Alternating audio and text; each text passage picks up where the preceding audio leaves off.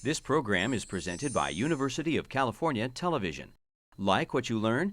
Visit our website or follow us on Facebook and Twitter to keep up with the latest UCTV programs.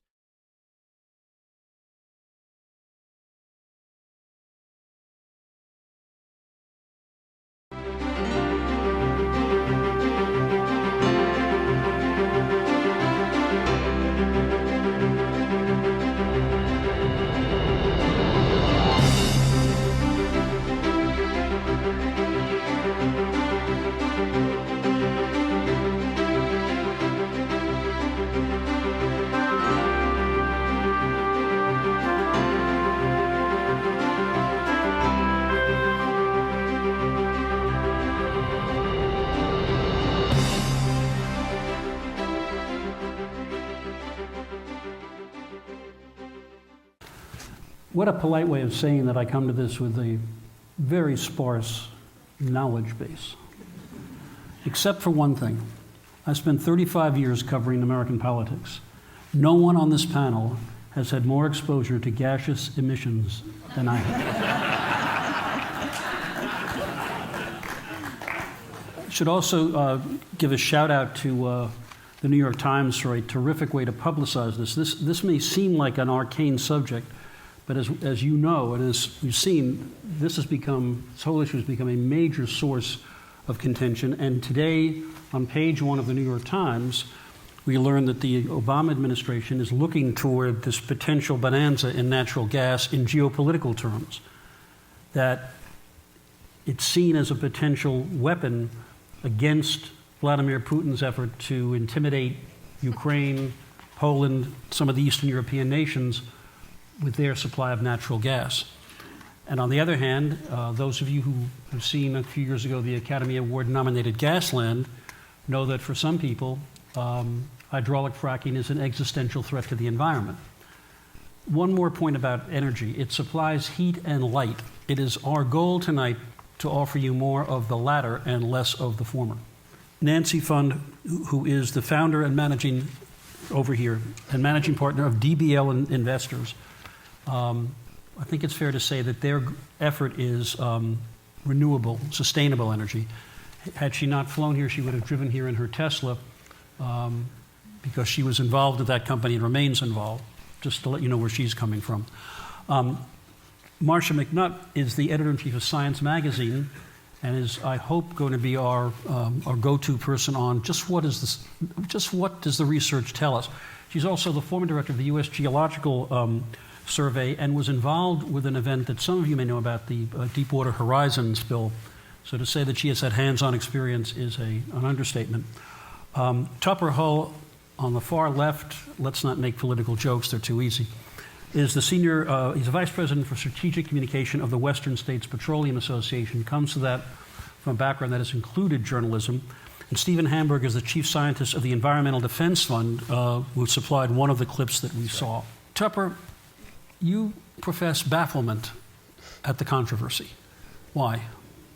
Well, what I really said was, for the folks that are the petroleum engineers, the people whose job is to go out and find and bring oil and other energy products to the marketplace, this is a baffling issue for them, because for them, the technology that we're talking about isn't terribly exotic. It's a pretty well-known and technology that's been used for quite a while. And it's for the engineer's point of view, a question of risk assessment and risk management, that there are known risks. This is an industrial process that involves high pressures and a lot of equipment and machinery, and clearly there are enormous amounts of regulation now that govern these activities. And in my experience and my viewpoint here is very much colored by California, where we operate. And on the other side here in the state, we have a point of view that has really become kind of the conventional wisdom among a lot of the environmental groups, that this is a technology so inherently dangerous that it cannot be regulated, that it has to be prohibited. And that's a chasm that really seems very baffling to As the Vice President of the Environmental Defense Fund, do you see fracking as a process so dangerous that it cannot be regulated and therefore must be stopped? No, I think Michael Brune said it quite well from the Sierra Club, that you've got a tension that you've got to resolve. So you've got to use natural gas because it's to the degree necessary to get to renewables, because it's the lowest carbon fossil fuel out there, but you got to get it right, because you can't afford the kinds of downside incidents that you're seeing in many of these videos. We really have to get the rules right. We have to regulate it. We have to ensure that it's done properly. But at the same time, until we can get all the way to renewables, we've got to get the amount of carbon out of our fossil fuels. Impacts of fracking, namely landscape modification and potential for the contamination of water. And I think that the media has perhaps overhyped the problems with water contamination from below ground, whereas I think that there have been cases where spills from above ground have indeed been more likely the problems, and those, I agree with Steve, are probably solvable and simply need to be more care taken. With a conventional well, one is not using these toxic fracking fluids. So with the conventional well, there is not the problem of the contamination of the water. And in addition, with a conventional well, the hydrocarbons can flow naturally through porous media, whereas with formations that you need to frack, you have to imagine it's more like honey in a honeycomb. The only way to release it is to fracture it so that there's a limit to how far through horizontal drilling one can actually access that honeycomb in order to release the fluids. So the well pads have to be closer together. So there's simply more disturbance of the landscape. As you look at the landscape, where we are going to be over the next couple of decades, I will not use the term foreseeable future because it's a contradiction in terms. But as you look over the next 20 or 30 years, is there any doubt in your mind that we're going to have to heavily rely on some form of fossil fuel to get our energy? Oh, I don't think we do. I think it's a bridge technology. I think the costs, anyone that looks at that film sees the costs going up. There's all these people suing, litigation, there's regulation. That's not a curve you invest on. You invest on a curve of, like, solar costs come down 80% in the past 5 years. You want your costs coming down, you want your growth going up, and you don't want a lot of political angst and a lot of messy spills and people saying, oh, it'll be safe forever, because Americans are smart. They don't buy that. They see what, and you know, people love solar. It's personalized. It's something that gives you more independence from utility, especially as we see storage come online, which is happening as we speak. And, you know, when there's a solar spill, it's just a really sunny day. Are we going to need a lot of fossil fuel in the next 20 or 30 years? So I agree and I disagree. So we want to get absolutely as quickly as we can to renewable. But I think if you look at most build-out curves, there's going to be a lot of fossil fuels. If we don't decarbonize that as quickly as we can and in every way we can, the amount of accumulated carbon that will be emitted will be affecting everyone in this room and for 4 or 5 generations thereafter, because it's the total amount of carbon emitted, and that'll affect you for hundreds of years. So every day you go longer with coal and high carbon fuels, you are putting an enormous burden on future generations. But I mean, we all saw it. It's not like natural gas doesn't have carbon. And so what people are saying, and actually that's kind of an outdated interview with Michael of the Sierra Club, because they have I just got invited to a lunch next week. They want a 100% renewables campaign. So I think we're kind of moving beyond. My question to Stephen, though, is, okay, is this a question, though, that since what you want to do is reduce it, from your perspective, is a move toward natural gas as a temporary transition a good thing, or are there dangers that you really worry about?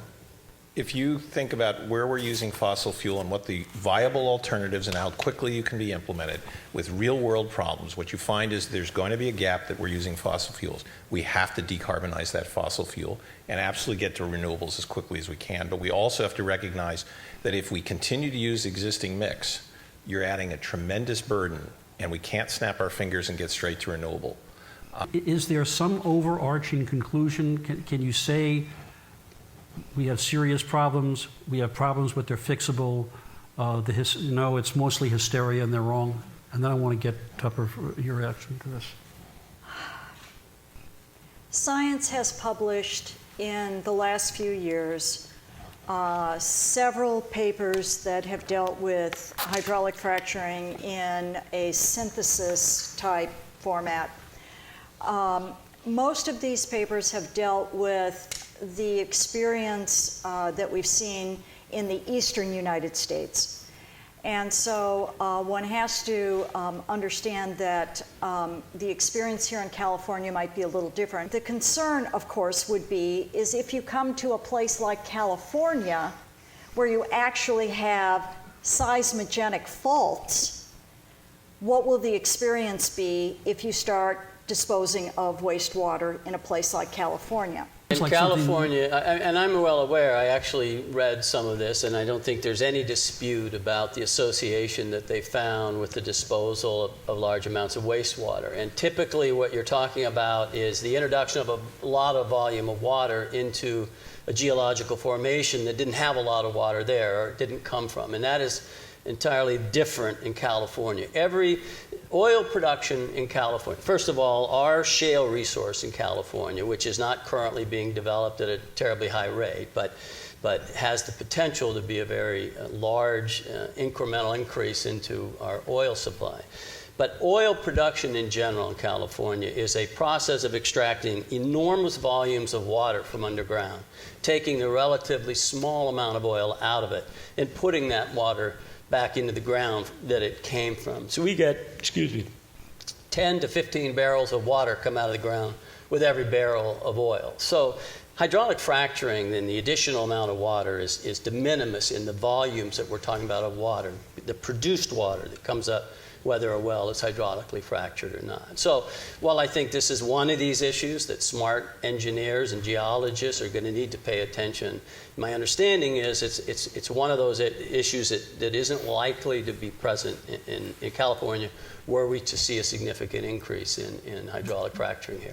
Let me just give you a couple of fact points in California, because California is different once again. The amount hydraulic fracturing in California today is not terribly water intensive. The average amount of water used in a frac job last year in California was about 127,000 gallons. Seems like a lot. It's a little less than half of a Olympic-sized swimming pool. It is not these 5 and 8 and 10 million gallon frac jobs that they're seeing in the Bakken in other areas. So, I mean, and the total amount used for the year was about 320 acre feet. Contrasting that, agriculture uses about 34 million acre feet. Industrial and residential is about 9 million, I believe. So the amount of water is not big. What is happening right now, and the drought is certainly accelerating this, there's a tremendous amount of work going on. And how do you take that water that's coming out of the ground? Where it is coming out is produced water, not frac fluids. And how can we reuse that? There's one project that Chevron has in the valley that's producing about 700,000 barrels of treated water a day that it's making available for farmers down there. So oil production is both a consumer and a producer of water. And what we want to find is the day when we're a net producer of water for California. Stephen, let me come back to you. It's a question I may be asking at different times, but I keep thinking that it's at the center of this effort that we're making to throw light and not heat, because I don't think I've asked you specifically. From the Environmental Defense Fund point of view, on the one hand, fracking suggests a massive release of natural gas, which compared to coal and oil is better. Correct. On the other hand, there are potential dangers. Are there specific aspects of the hydraulic fracturing process that ought to concern us from an environmental view more than conventional sources of energy? And what are they? Yeah, so Marcia mentioned it. So one of the issues is the frac fluids and how you deal with them, and you need to have really strict rules to ensure that you use those, you treat them well, you handle them so that nothing can be absolutely say you'll never have a problem, but you want to absolutely get the rules so that they'll be minimized to whatever possible degree that you could. And then you need to make sure that one of the advantages you have now is that the technology allows you to have a large number of wells on a single well pad. So then the fragmentation issues that Marcia raised can be minimized. And you want to ensure that you get the casings right and the cement jobs are inspected so that hydraulic fracturing does not bring in an additional burden onto the production relative to other forms of hydrocarbon. I would like to see the two concerns addressed. One, I'm very happy to hear what Tupper said about the water issue. And I think if I could be convinced that this was not taking water away from other uses, ag, from domestic water use, from wildlife, et cetera, that they were actually using produced water from other operations, that would be good. The other thing that I've learned is that every time, not every time, but very often, there are earthquakes that happen in California on blind thrusts that were never mapped. They were never on any earthquake map, and suddenly there's an earthquake and we go out later and find, oh, there was a fault and we didn't even know about it. And so I think it would be very important that there be very good surveys done ahead of time so that in any region that there's fracking done, there's a good survey, because the one case I know that was documented where fracking itself triggered an earthquake was in the Horn River Basin in British Columbia, and it was a fault that was not known to exist before production was started, and the fracking itself triggered an earthquake on that fault because the fault was not known to be there. But in any sense, do you see solar power as, is it, from your point of view, is it complementary to what we may be moving into, or is it a competitive thing? Is it a case where the more we develop natural gas, the more you're concerned that we're not going to develop the kind of energy you want to see? Well, I mean, I think you have to, economics dictates the development of industries. I mean, and when you see a cost curve like solar has, 80% decline in 5 years, you don't see that very often. You have Moore's Law. I mean, California is blessed with, a lot of choices in terms of really great industries, and Moore's Law helped develop Silicon Valley, and these decreases in solar are going to develop the 21st century energy industry in California. So it's an opportunity cost. Of course, if we have some natural gas development, that plays a role. If you look at North Dakota, they don't have a lot of choices there. There are a lot of poor people in North Dakota. They don't have the options that we have in California. And so it doesn't surprise me that is a place where people are living in trailers and there's a boom. In the absence of a federal energy policy, the states are going to take their own action, and that's part of the problem of fracking, is that some states are very lax. We've read our history books. We know about all of the accidents and other energy technologies in the past, and why would we think this would be any different? So I think that people are smart. They're recognizing that they'd rather have something that doesn't have that risk, and they can have it for cheaper and cheaper. And when you get storage on it, you can sort of wave goodbye to your utility in a big part of your energy need. And I don't know if any of you have noticed, but the dominant investment trend of the past 10 years is mobility and personalization. How in the next 5 years are you going to wring the maximum amount of carbon out of your actions? That's what the challenge before you. And to do that, we've got 1% solar currently in the United States. But and you have an growing option, at a fast clip. Growing at a fast clip, but I said 5 years. You have some choices before you, and it turns out the biggest way to get the maximum amount of carbon out is you got to get rid of your dirty fossil fuels. And if you can do it to renewables, do it. But most places in this country do not have the capacity because of natural ability and the grid characteristics in the next 5 years to do that. The amount of carbon we'll emit in the next 5 years is really going to make a difference for your grandchildren. You got to get it out. And we've got to keep pushing down on that curve. And we're totally in agreement, but you don't lose the opportunity of the short term for the Tupper? Yeah, but you long-term don't benefit. do it where you don't need to do it. Absolutely agreed. And we're Absolutely doing it in a agreed. lot of places we don't need to do it. The conversation about hydraulic fracturing really isn't about the safety of hydraulic fracturing. It's a proxy conversation about what we hope, what our aspirations are for the energy future. I think where the oil industry feels very strongly is constraining through public policy the production of energy supplies, setting aside questions of safety and efficacy, but trying to constrain the production of petroleum products on public policy in the hopes that it will accelerate these alternatives. We don't think is a smart policy. We think it causes tremendous disruption in the economy. It seems to me that when you say put aside the questions of safety, that's a little bit like, apart from that, Mrs. Lincoln, how was the play? I'm serious. I mean, is it? Well, so in California, and we were not supportive of this, but at the last legislative session, we went through a long process. A lot of bills were introduced and debated, and at the end of that emerged the most stringent regulations on hydraulic fracturing in the country that have all of these new regulations, monitorings, new jurisdictions are now involved in the permitting process, complete disclosures. And so those issues were addressed. And now, we're going to have to figure out as a petroleum industry how to deal with that. Now, what my point is to try to impose a moratorium on the production within that much more stringent regulatory framework is really about the hope that shutting off petroleum production will in some ways accelerate these alternatives. My question is, it sounds to me like there's almost a kind of common agreement that, okay, this has to be done right. If it's not done right, there are serious consequences to hydraulic fracking. But from what I've read, the energy industry, when it has the political power to do so, will resist precisely those regulations.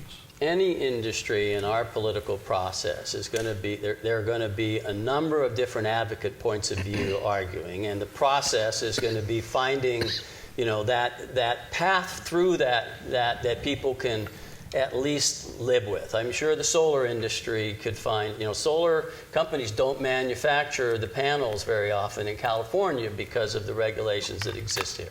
And so that process is one, yes, the petroleum industry is going to represent itself. It's going to share its point of view with policymakers. I mean, California had very stringent regulations. We were the leader in the well integrity standards for the country, which is why we believe after 60 years of use, there's never been an incident where hydraulic fracturing has contaminated or impacted groundwater in California. A footnote, maybe when you saw the 60 Minutes clip, was that clip inaccurate, distorted, fair? What was your take on it? What I saw in the 60 Minutes clip were a bunch of human error, faulty equipment, things that were not related to the process of hydraulic fracturing. And as Mr. McClendon with Chesapeake said, sure, there are going to be accidents. There are companies, unfortunately, and I think part of this whole issue has emerged because we did have a boom in other parts of the country, and a lot of players got involved, and some of them weren't as conscientious. They might not have had the experience. And there were accidents, and there were errors, and there were releases that shouldn't have happened.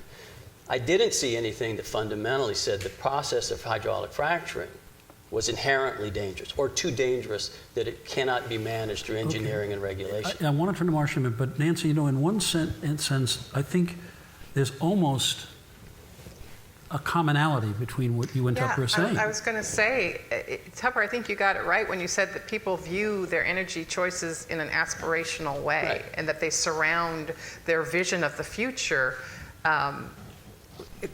They bring that into this debate, and people because of the mainstreaming of renewables, there's more voice to people saying, we don't want to dig underground. It just leads to a lot of trouble. Can I just throw a few facts out there? Every day in California, we consume 44 million gallons of gasoline, about 14 million gallons of diesel fuel, and 11 million gallons of jet fuel. According to the state's Energy Commission, we're the third largest fuel-consuming entity on the face of the earth behind the United States and China.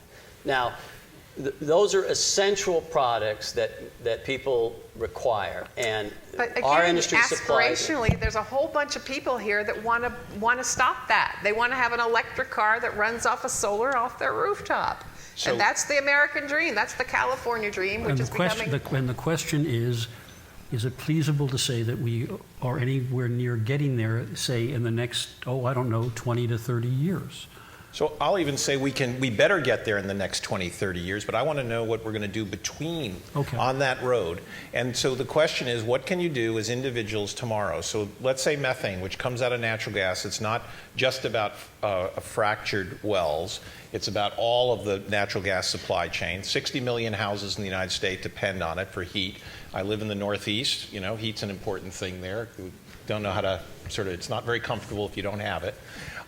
So what can you do? Well, we need the regulations to reduce methane emissions right now. We can have the biggest impact on the rate of warming of climate change right now by reducing emissions from existing infrastructure. That's the most powerful thing you can do in the short term, because the rate of warming right now is determined by short-lived climate forcers. The rate of warming right now is determined by that. The most potent one is methane. Methane is natural gas. And we have this large source because we haven't been focusing on it. We don't have the regulations. Colorado just passed a set of rules that will force regulation of all of those emissions, require measurements, et cetera. We need it in all of the country. We need to bring it down, and you can actually most dramatically reduce the short-term rate of climate change. That's a powerful action you can take now. Well, but you can't take it. I mean, it has to be a democratic process, and Colorado is a leader. I mean, if we're going to frack, we should certainly control the methane. I mean that's sort of a tautology. But the point is you don't like some of these regulations, and the Sierra Club thinks they're not strong enough. And so there's a lot of paralysis, and a lot's not getting done. And so a lot of people just say, to heck with that. Solar's getting cheaper every day, or wind is getting cheaper every day. I'm going to have storage, so I don't even have to, I can use my solar at night, and I'm going to go that direction. If I may bring my 1950s Disney World picture of the future that didn't happen. I'm not trying to be flip about this, but I wonder, and then I really want to turn to Marcia and get an overall, whether or not, and I'm struck by the almost commonality here of the aspirational nature of this debate, that it may be much less about the techniques of hydraulic fracking and either the insistence that we need this natural gas for the foreseeable future, that it's going to have an enormous benefit geopolitically, economically, and conversely, the notion that we've had enough of this. We've got to get to. But I guess my question is, I just do not believe that I'm going to be driving a hydrogen car. Maybe my children, certainly my grandchildren, of which there are many. Not me, even if I live to a riper, older age. Well, hydrogen is okay. Or a solar. We're not going to have that world. No matter what the policy is, we can move to it, but we're going to, I'm going to say, this is my, I can be proven wrong. The growth of, it's 500% growth. I know 500, but from what to what? Well, what's the baseline? Okay, on the first question, am I aware of an industry study that says we need a lot more regulation? I'm not aware of that. Am I aware of any studies that have come out of, say, environmental groups or NGOs that have compared various energy strategies and said one is better than another, say natural gas is better than coal? Yes. Okay. Stephen, I wonder to what, if at all, your organization has taken heat, no pun intended, from some of your supporters who said, why are you making this argument? We don't want you making an argument for fossil fuel. We want you on the side of solar and hydrogen and wind and all. Has there been an issue here, the EDF? So I want to make clear, we are on the side of solar, wind, and renewables, absolutely to max them out, and we have a large program to do that. Yeah, I get that. But But wait a minute. So you want to do that, and the question is what your strategy is to decarbonize as quickly as possible. That's the question. And of course, there's a diversity of opinions. How quickly can you get to that, and what are the steps that you do? But to the industry, the Colorado rule was supported by industry. There were a set of leading companies that supported getting rules in place, putting it on themselves to reduce methane. That was not just, we were heavily involved as an environmental organization, but there were industries that said we got to do this too. Let me tell you what happens 9 times out of 10 in this, and it doesn't make the newspaper, and it's not conducted in the context of hydraulic fracturing. State of California will come to the industry and say, we need to deal with sulfur in emissions from refineries, and we want to do it this way. And we say, that's going to cost us $3 billion. Do you think there's another way to do it? We know where we want to get. This is we have an agreement that there's a reasonable level and a need to do it. And then they work together in office buildings in Sacramento or in LA, and they come up with a set of regulations that it may cost more money to provide the fuel. It may impact some less well capitalized companies more than others, but they work out a system whereby those regulations come into place. That is what happens 9 times out of 10. Every day, in and out, between any industry, frankly, and government regulators. That's the untold story. And it's happening on hydraulic fracturing right now. We are working through issues on how the new regulations are going to be implemented. It's very controversial. It's very difficult. We have some of our members are very unhappy, and others are not as unhappy. But that's the process of just going about your business of dealing in a regulator. It's a compromise. It's all a compromise, and it's about utilizing the knowledge you have because you do it and bringing it to the regulators who sort of are carrying out the wishes of the public they represent. And the two get together and say, we know where you want to get. We think here are some suggestions on a way to get there that aren't unnecessarily disruptive, costly, or harmful to consumers. The nature of how the arguments about energy, this is a broader question, shift. I was struck when I learned some years ago when nuclear power was being debated that there was a time when the left in the United States was hugely big on nuclear power. I'm talking about the 50s, because they thought it was going to be an incredibly cheap alternative to big oil. No less than Pete Seeger recorded a folk song in praise of nuclear power. And then that turned out, not to be such a cool thing. Even wind turbines have had now a kind of backlash where they're built because some people have felt that it involves despoiling the views. So I guess the question is it possible to separate, or should we? I mean, you make an interesting argument, Nancy, that this is a democratic process. But if there's a movement, if there's a political force, whether I keep coming back to Texas, where basically the industry writes its own rules.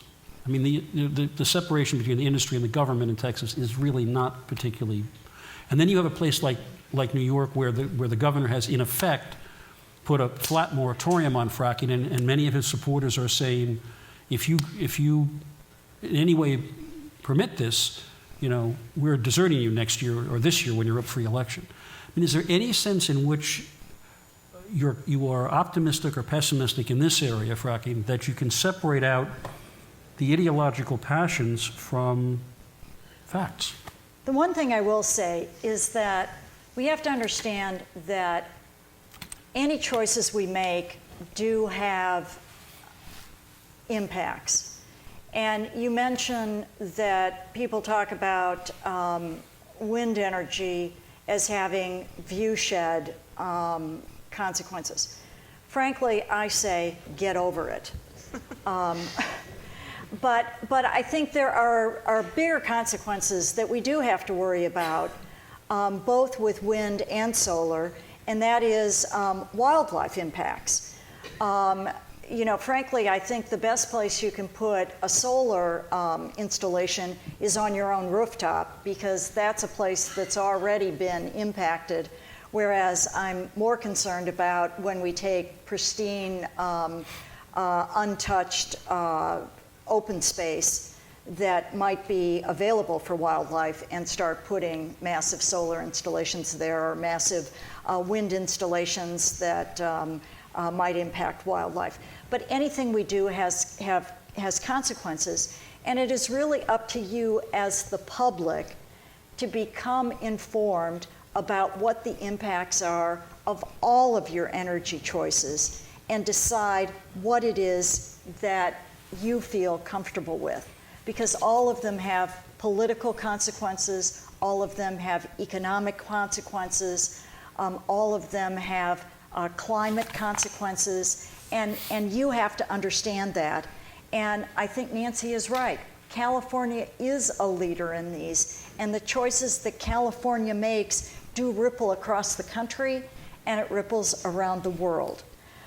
So, these are things that you need to understand, and I think that they are important for not only you, but for your children and your grandchildren.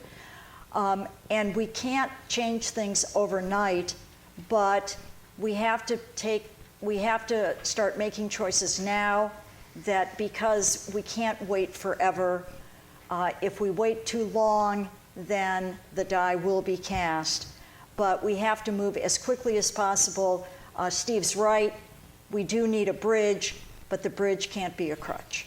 And I think one of the things we have to remember is that we don't assume we have all the knowledge we need to make those informed decisions. So one of the things with respect to natural gas became really clear is that we had a very limited amount of data about what methane was escaping from the system, where it was escaping, and thus how can we fix that. So we're engaged in, I'm personally engaged with more than 100 different collaborators, with dozens of academic universities. We're doing studies, we're doing them on a fast track. They will all be out this year.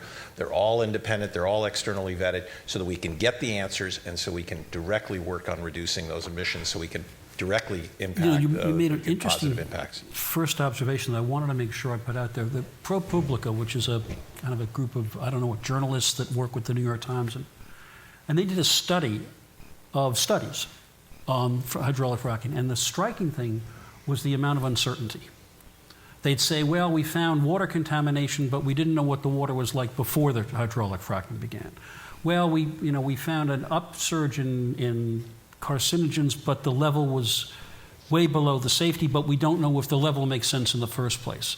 So just to your point, there seems to be an awful lot of and so that's why that's why we're involved. We took the air piece. We couldn't chew all of the parts. We took the air piece, we got the best scientists in the country, and we said, let's solve this problem, let's go do it, and let's not take 10 years, let's take a year, do the studies, and get the best data possible so we can have a really directed, appropriate policy discussion and get the right regulations in place now, not sometime in the future. That's my question to you goes back to the reference I made at the outset to the New York Times front page story about the administration looking at this natural gas potential bonanza in geopolitical terms. So I just want to, it's a thought exercise, if you'll forgive me. I mean, I get, as they used to say in my youth, where you're coming from about, but if someone posed the following to you, said, look, if we develop shale gas, if we have decent regulations, but we don't put a stop to it, we get this enormous bonanza of natural gas. We become exporters. We become energy independent. We save $100 billion in imports on liquid natural gas, and we become the supplier to Poland, to the former Soviet client states. We undercut Putin and his use of natural gas as a blackmail tool in Ukraine and much of Eastern Europe. And the trade-off's going to be that we're going to develop fracking. In other words, it's a clear cost benefit. We're going to run risks because they're inevitable, right, in any kind of extraction. But we're going to get this benefit that a wholesale move into renewables doesn't get us. You know, I think that's why politicians have the lowest approval ratings they've ever had, that line of thinking, and entrepreneurs are the most popular people on the planet. We are innovators. We solve our ways out of problems. We don't do diplomacy by rushing to some headline on a newspaper. Thank you. Where are the history? We used to have negotiations. We had conferences, and now we have let's just export more natural gas, and that'll solve our problem with Russia. Americans are smarter than that, and again, that's why politicians have low approval ratings. Well, you might want to. And the innovation is here, the cost curve is here, and the American public supports renewables. Germany made the biggest You're not- commitment to solar, and they're the biggest importer of Russian gas. So they've made a big down payment. They have made more commitment to renewables than any single country, maybe than Denmark. Yeah, but they didn't do it smart. They didn't do it so smart. now they did it, but they didn't do it smart. Well, you know that. Don't you know about feed-in tariffs and the limits of pricing? I understand. In the long run, I know that John Maynard Keynes said in the long run we'll all be dead, but in the long run, isn't this fundamentally a losing battle? That is, at some point, we're going to have to move toward much greater, if not exclusive, reliance on renewables than on fossil fuel. Absolutely. There's no question about it. I mean, our association, as I mentioned, represents major global oil companies. Those companies are major investors in a lot of the renewables and basic research that's taking place.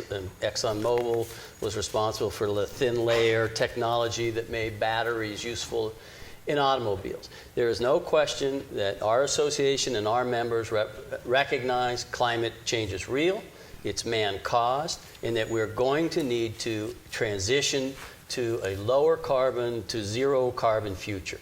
The question is only about what is the time frame that we're talking about that occurring, and are we going to do that in a way that doesn't upset, that doesn't harm an unnecessary number of people. And by people, I mean emerging nations that want the stuff that we have and feel entitled to it. You know, I will go back to the U.S. Department of Energy, the Energy Information Administration. Every year they do their energy outlook, and they took into account all of the technology requirements and subsidies and incentives that exist. By 2040, they say the U.S. energy portfolio will be 80% fossil fuel. If your organization is so convinced that climate change is real and man-made, why does the oil industry give so much money to people like Senator Imhoff, who calls climate change the greatest fraud of the 21st century? Well, we don't actually give contributions of any type, so I don't know. I don't mean your association. I mean the industry in general. Not everybody is as progressive as WISP is on the West Coast. This could be, you know, this raises a whole interesting future for you that you can. I may have just ended my career. No. But I'm giving you a new one. You could be head of the Progressive Petroleum Industry Association and help us get to. Well, on a serious note on this one, I mean, and I do a lot of these. I understand. We play a convenient role in society. We're the bad guys, right? We're the ones who addicted the world to oil. And there's this grand conspiracy that we're all about keeping the world addicted to oil. And I mean, it's a preposterous notion, but I understand that's the role we play. It's, I think you said earlier, how do we sort of evaluate methods and means by which to make this transition? I would suggest one of them is to set aside that myth and look at the energy industry and see where is it playing and can it play a role so that this transition occurs in a way that is realistic, affordable, and doesn't result in chaos. I agree with Tupper on that one. I think the oil companies of the future will be energy companies, and oil will be a much smaller piece of what their revenue is based on. But we are talking, I suspect, we are talking generations. What is the proof that carbon in the atmosphere is the major cause of atmospheric warming? That is, what about articles in Science and Nature that have pointed to the tilt of the Earth's axis? Is there any doubt that carbon, among the four of you, any doubt that carbon is the major cause of atmospheric warming? Okay. Well, I'm happy to take that one. There's certainly this is referring to, of course, the Milankovitch theory that refers to the fact that there's natural climate change in which small variations in incoming solar energy over geologic timescales has caused the ice ages and other climate change. But superimposed on that natural variability is anthropogenic climate change. And the IPCC, Intergovernmental Panel on Climate Change, has looked very closely to tease out how much of the current warming is due to natural climate change and how much of it could be anthropogenic, and has concluded with, what, 90... very high percent confidence that the current warming is due to our release of CO2 into the atmosphere, and it is not due to tilt of the Earth's axis. And other greenhouse gases. And other greenhouse gases. We have short-lived Methane, forcers, yes. and we have CO2 and N2O. So we have two groups, important difference of greenhouse gases, each acting in the atmosphere. If we do everything, let's say, that the most passionate advocate of renewables wants, and say China and India and Brazil and, I don't know, name your own, Indonesia, don't, does that make any more than a marginal difference? Well, I think you're asking the question backwards. I think it's, if we don't do it, why would China and India do it? I mean, we have to do it. If the largest countries in the world don't join this effort, is what we're doing then ultimately doomed to not succeed? Well, it depends what your goal is. You can slow the rate. Okay. Will it be sufficient to get to a place that we would feel is secure relative to the climate future? No. Question. And I was going to say, I just returned from China and had a meeting with Premier Li, and they are rapidly investing in wind and solar and nuclear. They're putting in more nuclear power plants at the most rapid rate. Did we err by making nuclear power so expensive and difficult that it basically came to a halt? Well, for one thing, nuclear power has an enormous amount of subsidies. And so the fact that it's expensive and it's still subsidized is why it's not going to grow as an energy source. And I think we're all, as Californians, we see San Onofre go out online. You know what? Everyone was panicked. Oh, what are we going to do? San Onofre's online. We can handle it, and there are a lot of plans being made to deal with that. But the nuclear energy industry has one of the biggest benefits you could have that's been written into the Price-Anderson Act in the 60s, which if there's a spill or if there's an accident, the federal government pays much of that cost. And if you look at the congressional record, I don't know if there are historians in the audience, that Price-Anderson, when they wrote that bill, they said, oh, we'll take this away in 10 years because you guys will figure out how to make nuclear safe. That law is still on the books over 50 years later. That tells you something about the ability to have a cost-effective nuclear system. In California, we're not fracking for natural gas, but oil, which is much more carbon intensive to burn than natural gas. Given that California has the highest population of any state and the highest GDP and the huge risks and climate impacts on unconventional oil production, isn't this a terrible risk? Tupper, is that a fair point that we're talking about a different product here, right? Well, I mean, there's a reality. If that oil is not produced in California, it's going to arrive here in a tanker from Saudi Arabia or Venezuela or Iraq. We're going to need that energy tomorrow when we get up to go to work. It's going to be utilized here, and so that's the choice that we have today. This is for the foreseeable future. So, the question, this is the carbon bomb. You have to leave the stuff in the ground because it has too much carbon and will impact. If I can just, that's really. But just to be clear, is the questioner right that the fact that it's oil rather than natural gas, that has much more serious environmental consequences, right? I don't believe it has any measurable difference in terms of the technology to get it out of the ground. It's the result. It's the emissions. Well, but Yes. okay, fine.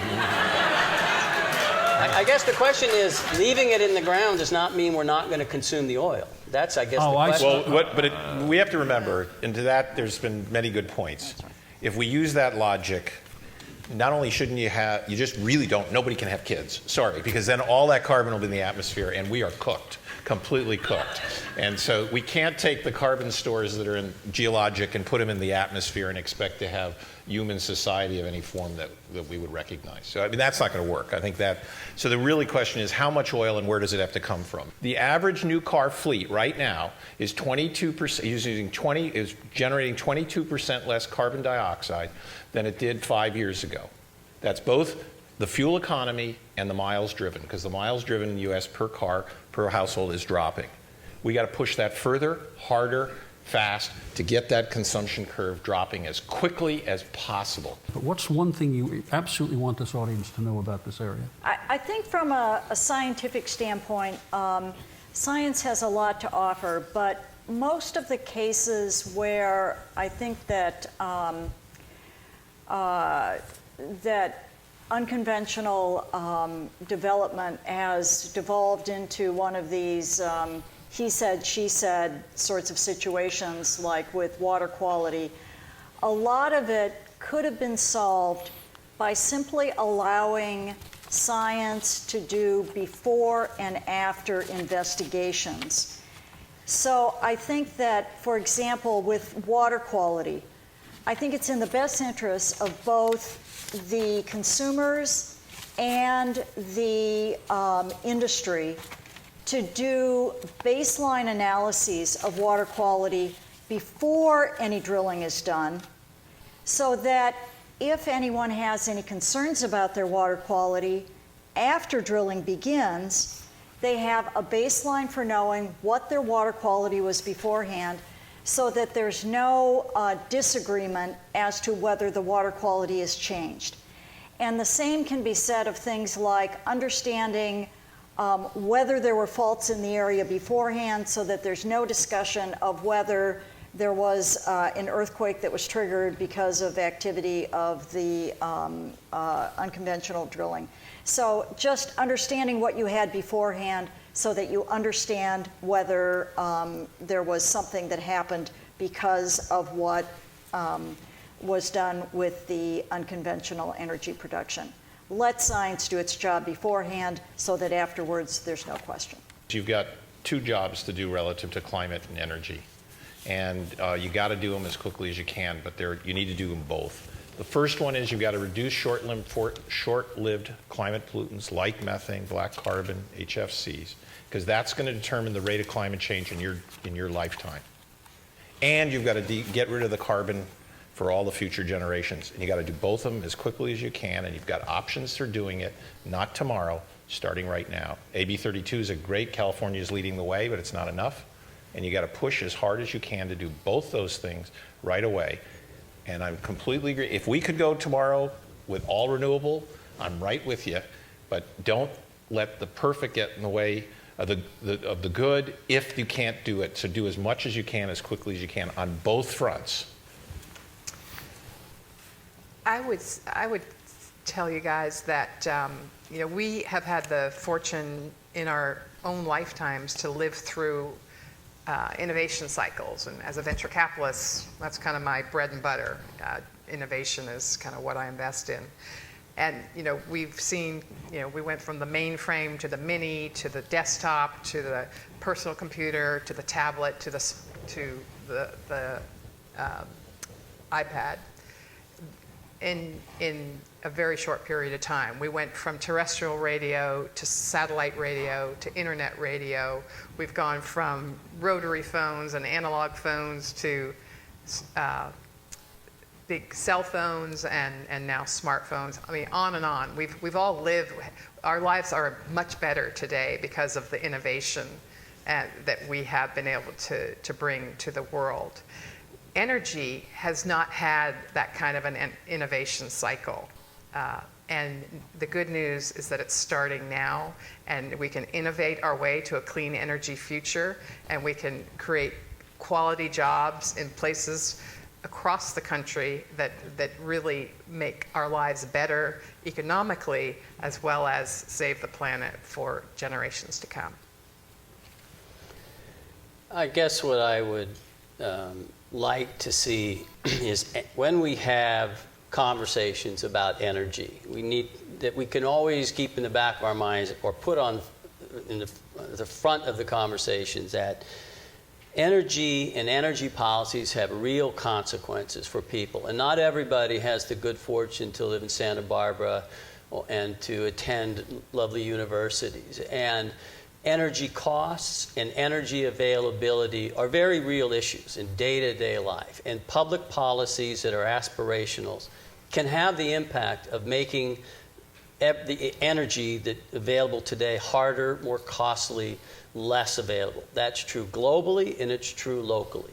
So I think when we chart this course forward, we can't forget that there's an awful lot of people who can get left behind and hurt if we believe that higher costs for energy or less available of types of energy people rely on can be reduced, and that has some social benefit, because there's tremendous harm that can be done if we don't keep that in mind. So, before we adjourn, deep thanks to Richard Hutton of the Carsey Wolf Center, Stephen Gaines, Bren School, David you met earlier from the IE, and a special shout out to someone without whom none of this would have happened, Megan Shaw, who was responsible for getting all of us together.